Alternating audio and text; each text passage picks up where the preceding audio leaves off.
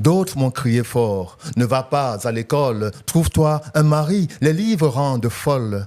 On a voulu me dire où se trouvait ma place, mais je n'ai pas voulu, je suis allé en classe. Le jour où on saura vraiment ce qu'est l'humanité, on confiera sa destinée au poète. Ah.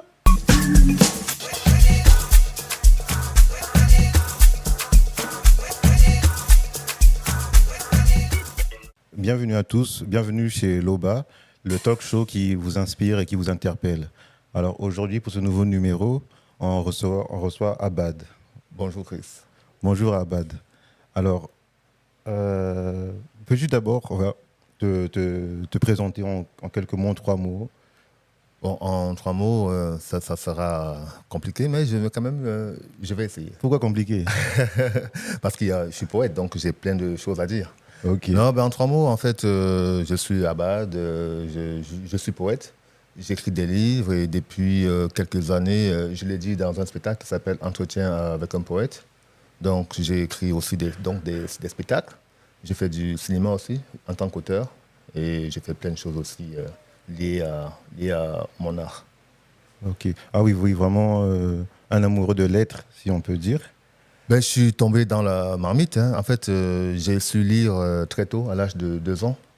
Et j'ai eu la chance que dans ma famille, j'avais un grand frère qui était en classe littéraire, donc qui m'a initié aux mots et qui m'a vendu les grands poètes, les grands auteurs, comme aujourd'hui on vous parlerait d'une star de football ou bien d'une star voilà, en général. Donc il me parlait de Hugo, il disait oui, Hugo c'est un demi-dieu, Dante, il vole. Donc j'étais enfant, je fais quand je serai grand, je serai comme eux. Voilà. Donc j'ai grandi en voulant devenir comme ça. Okay. Donc, okay. Poète, auteur, quelle est ta vision aujourd'hui de la poésie, justement, actuelle, contemporaine, quand on voit par rapport aux poètes d'antan, les Verlaine et autres, ou bien même jusqu'à à l'Antiquité? Je ne me ferai pas beaucoup d'amis, parce que, sincèrement, je n'aime pas la poésie contemporaine. Pas du tout, je ne la lis pas. Je la trouve très mauvaise. Il faut être franc. Je la trouve très mauvaise. Quand je lis Victor Hugo et que je lis ce qu'aujourd'hui on appelle poésie, je suis effrayé. Non, je ne me sens pas proche de la poésie contemporaine. Moi, je suis peut-être un ovni, mais je trouve qu'elle s'est totalement éloignée de la source. Et à force de s'éloigner, elle s'est perdue. Mais qu'est-ce qui fait qu'elle puisse s'éloigner, à ton avis? Est-ce que c'est la mondialisation, on touche d'autres cultures, on est en contact avec d'autres inspirations? Qu'est-ce qui... Je pense qu'il y a plusieurs choses qui causent cela, mais en général, je trouve que, aujourd'hui, les meilleurs poètes de langue française ne sont même pas des Français d'ailleurs, ils sont souvent francophones, tout court, c'est-à-dire d'Afrique, Haïti et tout ça. Donc je pense que les poètes, ils travaillent moins. Je vous donne un exemple. Pour créer un joueur de football, par exemple, oui. Il faut qu'il aille en centre de formation à l'âge de 12 ans et que pendant presque 8 ans, jusqu'à l'âge de 20 ans, quand il devient pro, il fasse 8 heures, 9 heures de football par jour. Okay. Pour donner un footballeur normal. On ne parle même pas de Messi ou de Ronaldo. Okay, oui. C'est pareil pour un poète. Pour devenir un poète, il faut écrire 8 heures, 10 heures par jour. C'est pas quand on écrit le soir en rentrant du boulot, 1 heure, qu'on devient un poète. Un grand poète. Voilà. Donc moi, pour être ce que je suis, j'écrivais 15 heures par jour. 15 heures, Parfois, je faisais 72 heures non-stop. En écrivant? Oui. Pour moi, même manger 10 minutes, c'était du temps que je perdais. Et ça, c'était quand tu avais quel âge? J'avais à peu près 18 ans. 18 ans. Ouais, de 18 ans à 28 ans, je l'ai fait non-stop pendant 10 ans. Mais aujourd'hui, tu dis qu'il faut beaucoup écrire, mais aujourd'hui, on a des amis qui nous aident à écrire. Qu'est-ce que tu penses de ces intelligences artificielles, justement, qui peuvent... Moi, ça m'intéresse. J'aimerais faire un duel contre eux. Moi, je les bats. Donc, tant que je suis plus fort que les AI, tant pis, on peut en créer comme on veut. Ça ne me dérange pas. Mais après, et toi, comment tu perçois une bonne poésie? Parce que tu dis que la poésie contemporaine, elle est éloignée de celle de Victor Hugo. Mais pour toi, quelqu'un qui va écrire, je sais pas, quelqu'un qui va écrire par passion, sans avoir le travail que tu as eu en amont. C'est ça la passion. C'est comme le mec qui joue au football tous les dimanches. Il ne te dira pas qu'il joue au PSG. On est d'accord? Oui, on est d'accord. Voilà, c'est la même chose. Non, mais il faut appeler un chat un chat. Exactement. Oui. Moi, en fait, l'art, je le vois aussi comme un sport. C'est-à-dire que j'ai grandi dans une famille de sportifs, d'ailleurs. J'ai un de mes frères qui a joué au football en équipe de France. Donc, j'ai grandi avec ça. Moi, tous les jours, je dois faire mieux que la veille. Minimum, la même chose. Mais pas redescendre. Ouais, voilà, pas redescendre, non, c'est tout. Voilà. Si j'écris mardi, ça doit être mieux que ce que j'ai écrit lundi. Sinon, c'est pas la peine. Non, c'est pas la peine. Oui, exactement. Oui, je vois le mindset. Et tu nous as dit que tu étais poète, auteur, tu as écrit des théâtres. Quelle est la différence dans l'écriture pour tout ce qui est poésie, théâtre et pour les films? Est-ce qu'il y a des... Il y a une vraie différence, en fait. Ouais. En fait, au départ, moi, je ne me suis jamais vu faire de la scène. Donc, moi, je me suis toujours vu comme auteur. Après, quand j'ai commencé à aller sur une scène, en fait, mon écriture aussi a évolué parce que j'écrivais maintenant en pensant que je vais les dire. Okay. Oui. Donc, quand tu écris en pensant que tu vas les dire ou quelqu'un va les dire, ton écriture change un peu.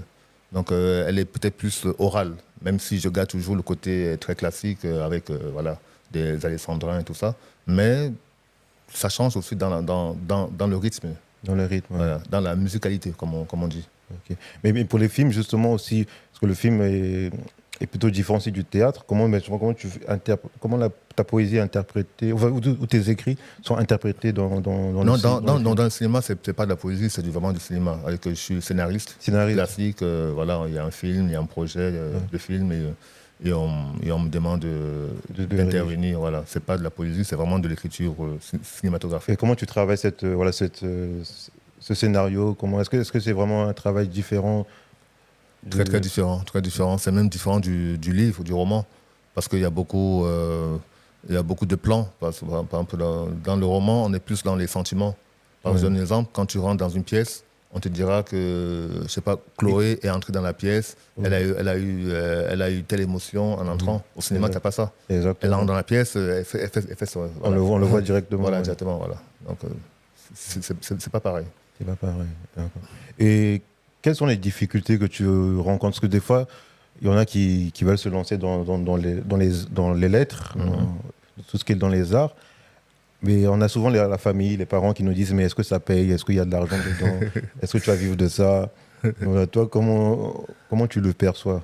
Ben, je connais bien ça parce que la première fois que j'ai dit à mon entourage que je voulais devenir poète, on m'a dit « Ah, toi poète, mais il n'y a qu'un poète qui en vit sur 100. » J'ai fait « Ah, je serai celui-là. » Je devais avoir 11 ans hein, ou 10 ans, comme ça.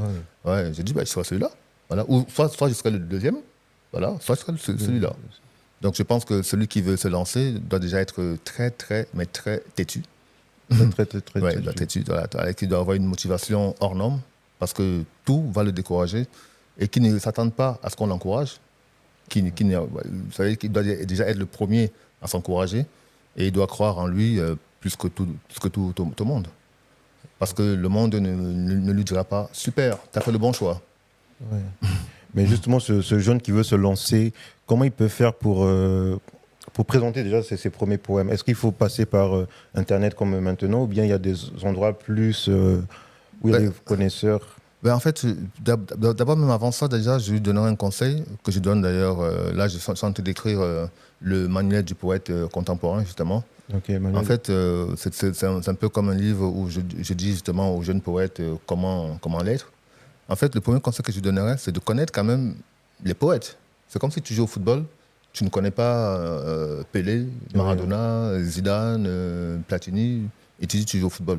Tu veux jouer au football. Non, connais quand même l'histoire avant toi. Ouais. Donc je pense que si tu veux être un poète, connais quand même un peu les classiques. Et prends au moins un comme référence qui te permettra de te dépasser, voire de le dépasser. Okay. Si tu peux, évidemment. Et toi, quelle était justement cette... quel auteur, quel poète Je veux dépasser. Voilà, t'as dépassé. Non, je veux dépasser. Ah, tu veux dépasser, d'accord. Je veux. Ouais. J'ai pas encore... voilà. Victor Hugo. Victor Hugo. Ouais. Ah oui. Et, Ah oui, et Shakespeare. et Shakespeare. Comme ça, il y aura des noms, il y aura des rues à ton nom, tout ça, des boulevards. Je ne sais pas si ce sera mon nom, mais en tout cas, moi, je veux les dépasser. Voilà.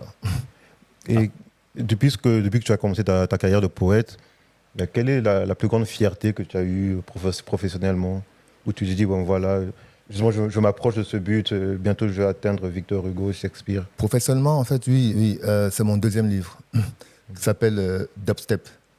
C'est-à-dire, j'ai écrit une sorte de Terminator et Matrix en poésie. Une œuvre d'anticipation dans le futur, avec des machines, avec des scènes de combat, voyage dans le temps. Et ça, je l'ai fait en poésie. Donc oui, c'est ma fierté parce que je sais que ça n'a jamais été fait, en tout cas pas en français. Et en plus, je l'ai écrit comme un film, avec des plans, avec des scènes, et tout ça en poésie. Donc oui, pour moi, je pense même que je l'ai sorti un peu trop tôt, parce que je crois que le monde de la poésie n'était pas prêt pour ça. Donc oui, pour moi, voilà, c'est comme Star Wars, voilà. Comme ça, voilà, Ouais, en poésie. Dubstep, le livre. Ouais. Ok. Ouais, on mettra un lien pour que voilà, les gens puissent découvrir ce livre. Et bah, il y a quelques années aussi, il y a 10 ans, en France a émergé le slam. Ouais.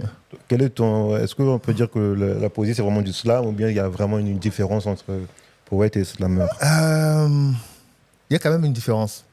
Après, oui, le slam, comment dire, est un peu à la poésie ce qu'est le rap à la musique. C'est une forme de musique. Donc c'est aussi une forme de poésie. Je ne vais pas renier au slam sa qualité poétique. Mais pour le peu que j'en connais, moi, ce que j'ai beaucoup plus apprécié dans le slam, c'est le fait que quand tu vas... Parce que déjà, le slam, c'est pas une discipline. C'est un endroit où les gens disent des textes, qu'ils soient poésie, rap ou chant, voilà. Et ce que j'ai aimé dedans, c'est que ça permet aux gens de se mélanger, ça permet aux gens de se retrouver. Après, le slam, pour moi, c'est une discipline, oui, c'est une forme de poésie. Peut-être pas la mienne, sûrement pas la mienne, mais ça a le mérite d'exister et d'apporter quelque chose qui n'était pas là avant. Okay. Donc, oui. D'accord. Et concernant tes actualités en ce moment, est-ce que tu as... Enfin, tu nous as parlé du livre qui sort bientôt. Le manuel du poète contemporain. Voilà. Et est-ce qu'on peut te voir sur scène prochainement d'ici la fin de l'année? Je sais que tu t'enseignes, tu as fait des représentations au théâtre du gymnase. Voilà, au théâtre du gymnase. Oui, ben justement, je compte y retourner d'ici la fin de l'année. Ce n'est pas encore bien calé, mais ça le sera très bientôt.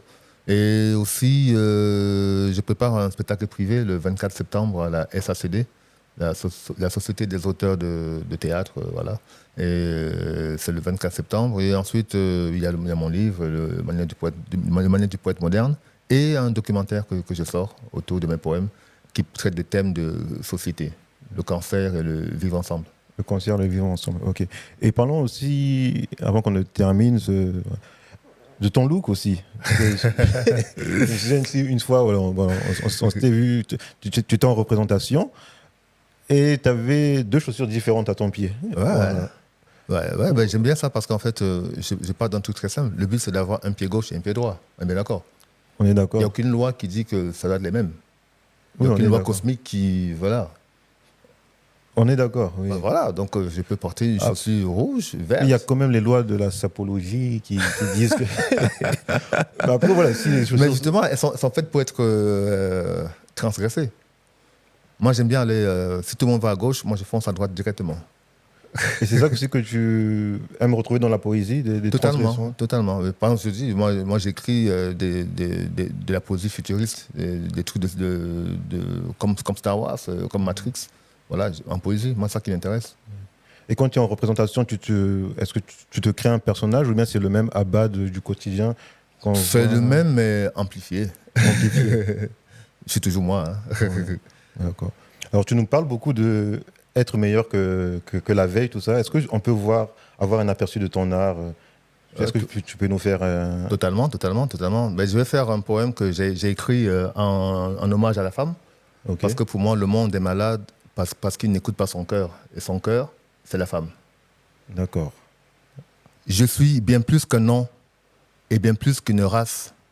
Je suis bien plus qu'un corps qu'on frappe ou qu'on embrasse. Je suis plus que cela. Veux-tu vraiment me voir? Il faut fermer les yeux, on voit mieux dans le noir. Dans le noir, ce qu'on voit n'a aucun artifice. Pour pouvoir m'exprimer, j'ai fait des sacrifices. On a voulu me taire, on a hurlé la ferme. On m'a brûlé partout, le feu dans l'épiderme. D'autres m'ont crié fort, ne va pas à l'école, trouve-toi un mari, les livres rendent folle. On a voulu me dire où se trouvait ma place, mais je n'ai pas voulu, je suis allé en classe. On m'a tout défendu, même de rêver. On m'a tout interdit, même de s'élever. J'étais une exilée au milieu de la foule avec l'impression de porter une cagoule. Je me suis libéré, il fallait que j'existe. Pour ôter mes chaînes, il fallait que je résiste. Et pour crier, je suis, il a fallu du temps. On rend la société meilleure en combattant. J'ai entendu ta voix lors de ton premier cri. Pour moi qui t'ai porté, ta vie n'a aucun prix. Je connais bien tes larmes et je les ai séchées. J'ai tant pleuré pour toi, comment m'en empêcher? J'étais avec toi quand tu doutais du monde, quand tu doutais de toi au milieu de la fronde. Je suis restée présente et nos mains étaient jointes car je tenais la tienne et j'étais ta conjointe. Je t'ai souvent guidé, j'ai été ta boussole, celle qui t'apaise et celle qui te console. J'ai porté ta douleur sans regarder la mienne, étant ton parapluie sous la pluie diluvienne. Je suis une femme et je suis le monde entier. C'est par moi que tout naît et j'en suis la moitié. Je suis la vie, l'amour, la liberté, la flamme. Appelle-moi espoir, appelle-moi la femme. Oh, bravo. Merci. Bravo, bravo. En tout cas, ouais. Très beau poème, très, très beau. C'est de toi, ça? Oui, bien sûr. C'est mon... 100%, t'es sûr? En fait, on ne peut pas naître d'une femme sans être une femme quelque part. Donc, c'est la femme en moi qui s'exprime. Et ça, tu as mis combien de temps pour l'écrire, ce très beau poème? Je suis parti du simple constat que la personne que j'admire le plus sur cette terre, c'est ma propre mère. Et je me suis dit, si ma mère est comme ça, il y a sûrement des millions de femmes comme ça, qui sont peut-être des mères, des sœurs, des copines, des amis. Et donc, j'ai voulu rendre hommage à la femme. Ces femmes-là, oui. Okay. Et est-ce que tu as une autre phrase comme de toi encore qui... Quelle est la phrase dont tu es le plus fier que tu as écrite, toi? Ouais. J'en ai plusieurs, mais il y a peut-être une qui résume un peu tout ce que j'ai fait, qui dit, en fait, le malheur de l'artiste est aussi sa raison de vivre. Le monde qu'il vit est meilleur que le monde dans lequel il vit. Le monde qu'il vit est meilleur que le monde dans lequel il vit. Ok. C'est profond. D'accord. Et tout à l'heure, tu nous parlais de Victor Hugo qui t'inspire, de Shakespeare. Ouais. Mais eux, qu'est-ce que tu as aimé dans leur poésie que tu ne retrouves plus dans la poésie actuelle? Quels sont les livres ou les phrases ou les alexandrins que tu as aimés de ces auteurs-là? En fait, ce que j'ai aimé chez eux, surtout chez Victor Hugo, qui est francophone, donc j'ai beaucoup plus lu. En fait, ce que j'ai aimé, c'est le côté métaphysique. Tu vois, je pense que l'art doit avoir ce côté métaphysique qui doit se poser des questions. Pourquoi nous sommes là? Qu'est-ce que nous sommes? Si l'art ne se pose pas ces questions-là, je suis désolé, pour moi, c'est de l'entertainment. Tu vois, et c'est pas la même chose pour moi. Donc, mais la science peut répondre aussi à ça, ou est-ce que tu fais un parallèle là? La science contemporaine, je suis désolé, je ne suis pas très fan. Hein. Je trouve qu'elle a mal compris ce qu'est l'humain. Le jour où on saura vraiment ce qu'est l'humanité, on confiera sa destinée au poète. Ah. Ouais, vraiment. Okay. Mais vraiment. Comme on ne sait pas ce que nous sommes vraiment. Mais pourquoi poète? Parce qu'il y a plusieurs types d'art. Il y a la peinture, il y a la photographie qui est aussi un art. Il y a la sculpture aussi qui est un art. En Égypte ancienne, les poètes avaient un très grand rôle. Hein. C'était souvent des prêtres au temple. Donc, oui. Okay. Le poète est un visionnaire avant tout. Un mage. Plus visionnaire que le chanteur actuel. Est-ce que le chanteur... C'est pas le nouveau poète, on peut... Le chanteur actuel, oui. Qui passe à Skyrock, là? Dans toutes les... Oui, Skyrock, Ado, Africa, Radio. Oui. Si, c'est lui Par exemple, souvent on dit, oui, le rap, c'est la musique, c'est la poésie d'aujourd'hui. Ouais. Eh bien, moi, j'attends vivement demain, alors. Parce que tu trouves que ils ont des beaux textes. Pour des rappeurs, oui, mais pas pour des poètes. Pour C'est comme si vous dites que Mbappé est un athlète. Non, il court bien pour un footballeur. Mais si vous le mettez au 100 mètres, il ne sera même pas qualifié au JO, même chez les femmes. Bah oui. Donc, oui, ils écrivent bien pour des rappeurs. Mais on ne peut pas les comparer à la poésie. Surtout pas à moi. Surtout pas à toi. Okay. Et tu as parlé de l'Égypte, mais quels sont les poètes africains aussi qui t'inspirent Ben déjà, moi je pense que la poésie africaine a beaucoup contribué à la poésie française. Elle a même peut-être sauvé un peu la poésie française. Donc oui, il y a des poètes comme Amadou Ampateba, Birago Diop, que j'aime beaucoup. Même des poètes non francophones comme Wole Soyinka qui a été nobelisé. Donc oui, sans elle, je pense que la poésie française serait très en danger. Et tu nous as aussi parlé que tu as grandi dans une famille avec des sportifs. Est-ce que tu fais un rapport, une relation entre l'art, entre la poésie et le sport? Le sport, moi je vois mon art comme un sport. C'est-à-dire quand je vais sur scène, je monte sur scène comme un boxeur. J'ai envie de battre le moi de demain qui est sur scène et qui me nargue en plus. D'accord. Tu vois, et qui dit qu'il est meilleur que moi. Et moi, dans le moi d'aujourd'hui, j'ai envie de lui prouver qu'il a tort. Je sais évidemment que c'est un combat qui est perdu d'avance. Mais tout ce que je vais faire sur scène aujourd'hui va rendre ce moi de demain-là aussi fort que je le vois là. Aussi, Ah oui, donc oui, tu es vraiment en perpétuellement oui, excellence. En fait, même quand je dis que je vais battre Victor Hugo ou Shakespeare, ce n'est même pas contre eux. En fait, je m'en fiche d'eux. C'est surtout pour moi, pour me motiver moi, pour sortir le meilleur de moi. Et je pense qu'un artiste doit fonctionner comme ça. Comme les sportifs. Aujourd'hui, quand on voit un Kylian, c'est parce qu'il a voulu être comme Ronaldo. Comme Ronaldo. Donc ça l'a motivé. Il est devenu Kylian. Après, on aime, on n'aime pas, mais il est devenu Kylian. Donc je pense qu'un artiste doit fonctionner pareil. Moi, je vois Victor Hugo, j'ai envie de le battre. Peut-être que je ne le ferai jamais. Mais ça donnera un Abad quand même intéressant. Un Abad, qui a su, qui a su relever les challenges au quotidien. Et quel est ton public cible? Ta poésie, ça s'adresse à qui en général? Parce que tu es sur scène, tu écris aussi des livres, mais à qui ça s'adresse ta poésie? Ce sont des médias différents, je pense. Je pense que quand j'écris des livres, c'est pour ceux peut-être qui aiment lire les livres aussi, évidemment, ou la poésie. Mais sur scène, j'essaie en tout cas de toucher justement ceux qui ne sont pas dans le livre. Ceux qui ne lisent pas les livres ou qui ont une vision, on va dire, de la poésie un peu ennuyante ou qui est très qui n'est pas très, on va dire, contemporaine, qui ne plaît pas au public de base. Donc sur scène, j'essaie d'attirer un peu un public différent. Mais ceux qui, dans les livres, est-ce que c'est même un néophyte, quelqu'un qui découvre la poésie? Il peut commencer par ton livre ou bien c'est vraiment les érudits? Non, il peut. Après, je pense que c'est un peu comme dans l'art. Il y a des choses peut-être qui vont le toucher dans mon livre et d'autres moins. Mais c'est ouvert. Évidemment, j'essaie de penser à celui qui me lit. Tu vois, quand j'écris, j'essaie d'y penser. Comme on fait d'autres poètes avant moi, je pense. Donc, et oui, tu as l'air très confiant. C'est une bonne qualité, c'est la confiance en soi. Que quand on fait un art, souvent, plus quand on est seul ou pas dans une structure ou un sport collectif, il faut d'abord avoir beaucoup de confiance en soi. Mais est-ce que tu as un échec à nous partager, quelque chose Un échec qui a fait que tu t'es... Dans mon art, je ne considère pas qu'il y a des échecs, il y a juste des leçons que j'ai apprises. Après, si je dois parler d'échecs, je pense que je suis le poète que je voulais être actuellement, je serai meilleur demain. Par contre, je ne suis pas encore l'homme que j'aimerais être. Donc, oui, je pense que c'est peut-être ça encore... ma marge de progression. Ouais. Ah oui. Est-ce que l'homme, oui, l'homme n'est pas peut-être aussi bon que le poète. Donc je pense que oui, j'ai des ambitions en tant qu'homme et j'en suis encore. Tu peux nous les partager?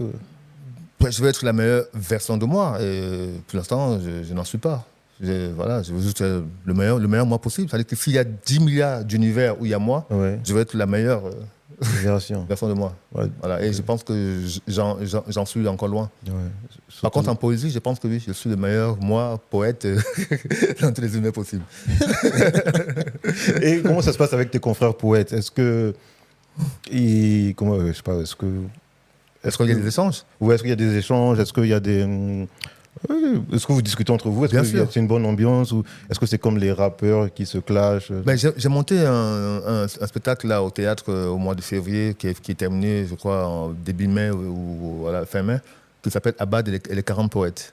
Donc j'ai invité donc des poètes, auteurs, ben, en tout cas tous ceux qui aiment le mot sur scène à venir. Donc oui, j'aime bien me mélanger à d'autres poètes, peut-être pour les inspirer ou peut-être aussi pour m'inspirer, mais pour mélanger. Voilà, donc oui, il y a une bonne entente. Après, Après.